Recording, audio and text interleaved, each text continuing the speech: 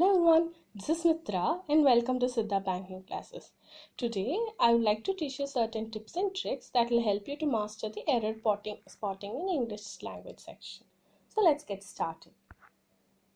So before going to that, I would like to recall certain parts of speech so that you'll be able to understand it more effectively. So first, let us see what are nouns. So nouns जो होते हैं वो 5 तरह के होते हैं. Proper noun, common noun, collective noun, abstract noun and materialistic noun. So proper noun जो होता है वो एक नेम होता है, मतलब it will specify what object we are talking about. अगर I am saying that Ram is sitting there, it means that literally Ram एक person जो है वो उधर बैठ रहा है. Common noun denotes it commonly. Let us say one boy is sitting there.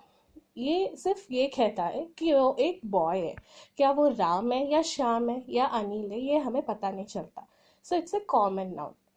Abstract noun जो है वो एक इमोशन या एक एक्सप्रेशन होता है. मतलब 5 सेंस ऑर्गन्स के सेंसेस जो है, मतलब smell. So when you smell, आप सिर्फ कह सकते हो कि आप स्मेल कर रहे हो, पर हमें नहीं दिखता कि आप स्मेल कर रहे हो या क्या कर रहे हो. So it is abstract noun. Materialistic noun जो है वो एक मटेरियल को डिनोट करता है. क्लॉथ, गोल्ड, सिल्वर, ब्रॉन्ज वगैरह वगैरह.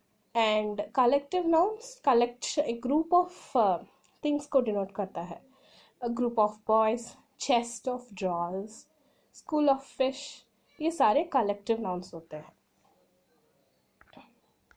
सो इधर Franklin, boy, Yangtze River, shoreline, Bible, desk, fear, happiness, ये सारे nouns हैं. Next pronounce. प्रोनाउन जो होता है वो एक रिपीटेशन को अवॉइड करता है. Repetition of a noun. Let us say हम ये कहना चाहते हैं कि Ram has come to the room, Ram sat, Ram had his dinner and Ram went to sleep. हमने 4 बार राम कहा है. इतने बार राम कहने के बदले वी कैन से ही. So Ram has come to the room first time, he sat, he had his dinner, he went to sleep. So ऐसे एक प्रॉपर नाउन की रेपिटेशन को हम प्रोनाउन से रिप्लेस कर सकते हैं. And next, verbs. Verbs are doing words. मतलब वो नाउन क्या काम कर रहा है वो हमें बताता है कि it tells us the state of a noun. Okay. And mostly drinking, playing, sitting, sleeping, ये सारे वर्ब्स होते हैं. And next, adjectives. Adjectives are describing words. Describing words का मतलब ये है कि वो नाउन को और नाउन के बारे में कुछ डिस्क्राइबिंग पॉइंट्स बताता है. लेट अस से refrigerator is a noun, a black refrigerator is an adjective. So black जो है वो एक एडजेक्टिव है. So black refrigerator is broken. So black, the is an article. Black is an adjective. Refrigerator is a noun. Is a be verb. Broken is a verb. एक adjective और एक verb दोनों मिलके adverb बनता है. सो उसके बारे में नेक्स्ट स्लाइड में देखते हैं.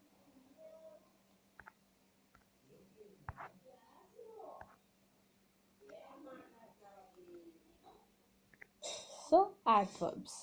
मैंने बताया था कि adverbs are adjectives plus verb. मतलब जो वर्ड हम यूज करने वाले हैं वो बोथ एडजेक्टिव एंड वर्ब का काम करता है. लेट अस से ब्राइट. ब्राइट जो वर्ड है वो एडजेक्टिव भी है और वर्ब भी है. अगर इसके साथ आप ली ऐड करोगे तो ये एक एडवर्ब बनता है.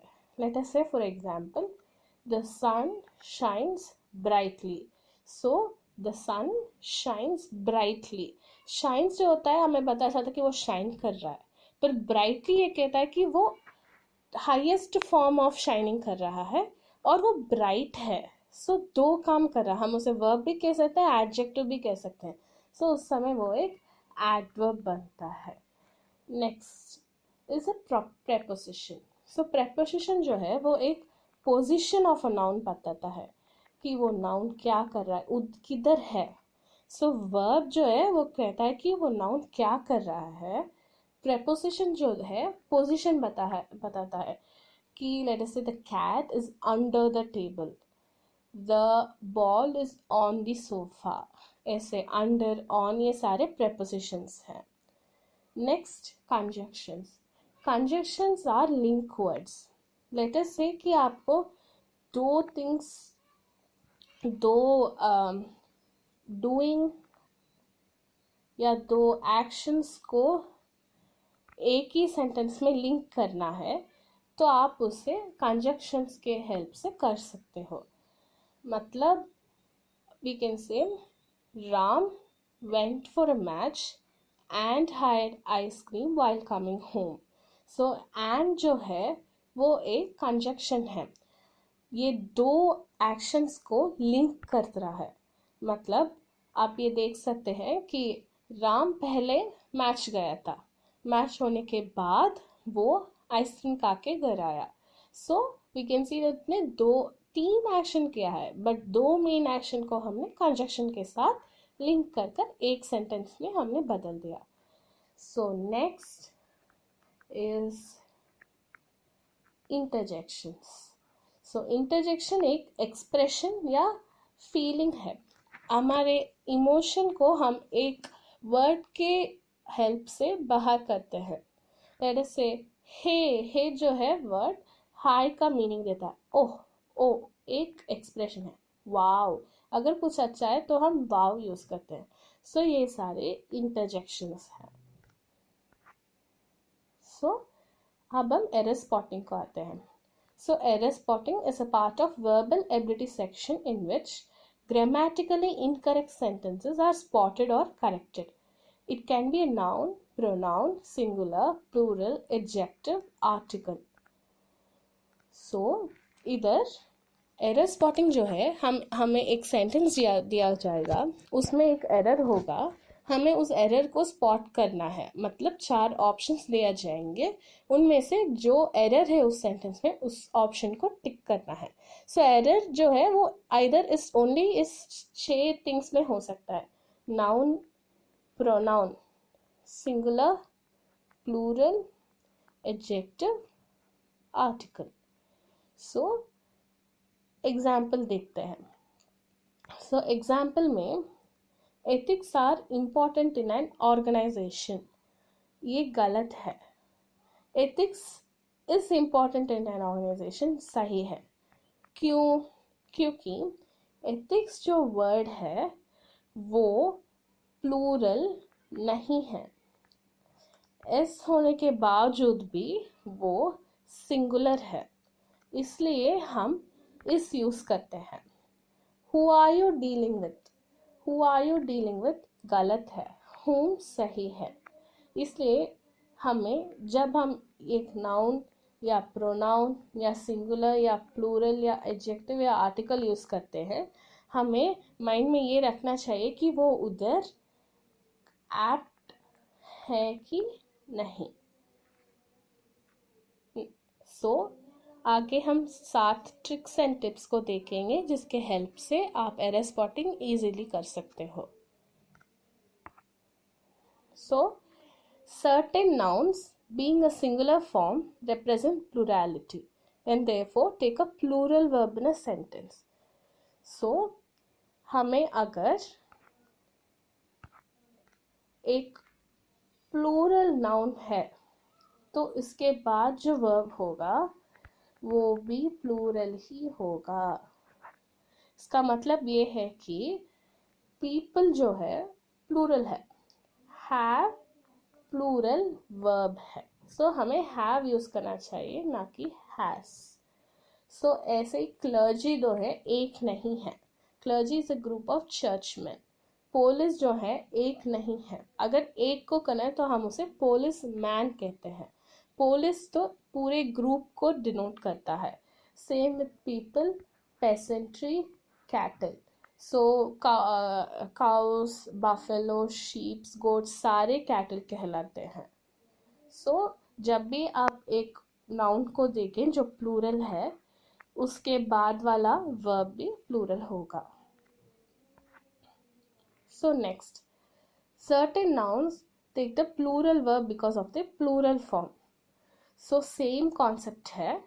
इधर आप देख सकते हो कि उधर प्रीवियस वाला और इसमें क्या डिफरेंस है.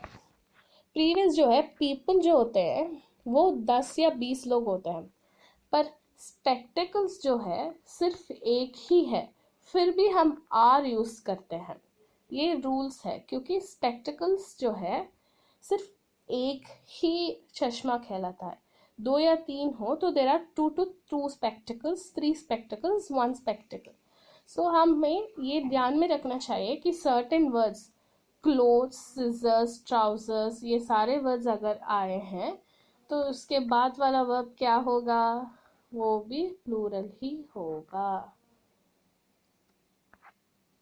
Next, when a noun denoting weight, number, money, length or measure is following a number, the noun form does not change as long as another noun or pronoun follows it. So इधर हमें ये पता चलता है कि अगर एक noun form हमने यूज किया है नंबर के बाद, फिर अगर ये नंबर प्लूरल भी हो, उसके बाद वाला ये वेट या नंबर या मनी है वो सिंगुलर होगा. इसका मतलब ये है कि 9 के बाद मीटर्स नहीं मीटर आएगा. क्योंकि और एक बात आप इधर नोट कर सकते हैं कि इस जो है वो एक सिंगुलर को यूज करने वाला वर्ड है. तो उसके बाद जो नंबर है उसके बाद का जो वर्ड है वो भी सिंगुलर ही होगा. पर अगर आप स्केल्स यूज कर रहे हो तो आप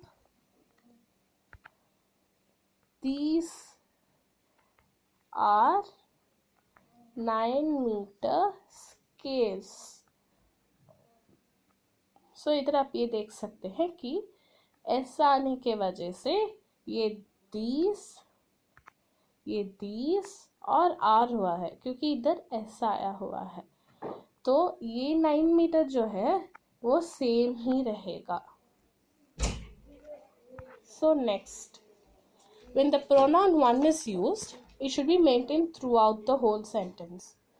So pronoun का concept है.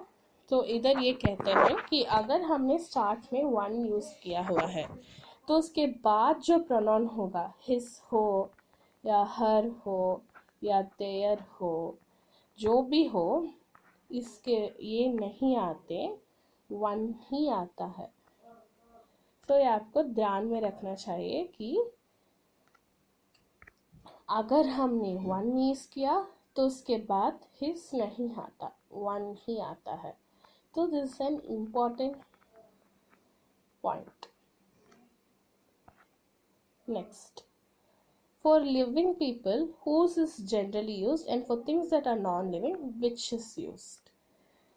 अगर हम एक living person, अगर हम एक living thing, for example animal या bird यूज के बारे में बोल रहे हैं तो हमें whose यूज करना चाहिए.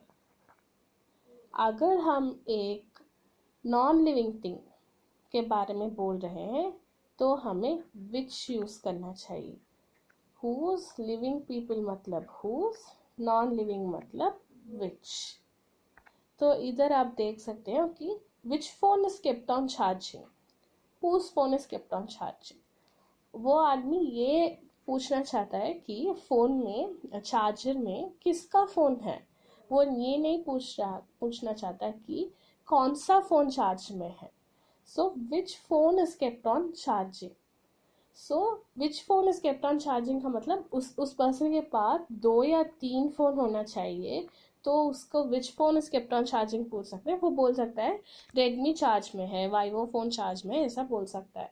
सो अगर हम आंसर जो नॉन लिविंग थिंग होगा, अगर फॉर एग्जांपल रेडमी है, ये एक नॉन लिविंग थिंग है, अगर आंसर नॉन लिविंग थिंग है तो क्वेश्चन में क्या आना चाहिए, विच। पर इसके बाद जो आंसर होगा, अगर देखते हैं हुज के बाद आंसर क्या हो सकता है, एक पर्सन का नेम होता है, पर्सन का नेम, उसका नेम हम यूज करने वाले हैं इस क्वेश्चन के बाद। सो अगर आप कुछ पर्सन का नेम जानना चाहते हो तो हुज, वरना किसका I mean what type of phone charge में है, अगर वो पूछना चाहते हैं तो which. So next, sentences are always opposite to question tags. For example, if question tag is positive, then sentence is negative, and vice versa. So इधर आप देख सकते हो कि it's a bit early, is it? It's a bit early, isn't it? So ये गलत है, ये सही है, क्योंकि sentence जो है positive है। तो क्वेश्चन टैग, इसे हम क्वेश्चन टैग कहते हैं। कामा के बाद अगर हम एक वर्ड यूज कर रहे हैं और उसके बाद एक क्वेश्चन मार्क आएगा, हम उसे क्वेश्चन टैग कहते हैं। इट्स अ बिट अर्ली जो है वो एक सेंटेंस है, एक general sentence.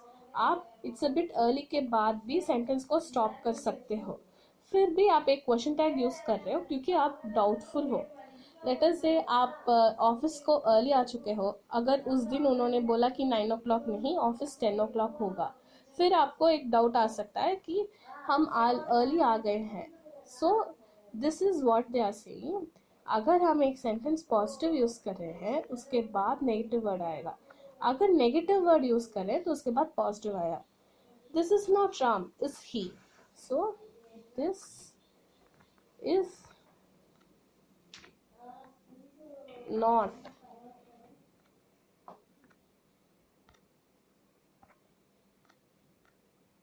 not Ram, is he।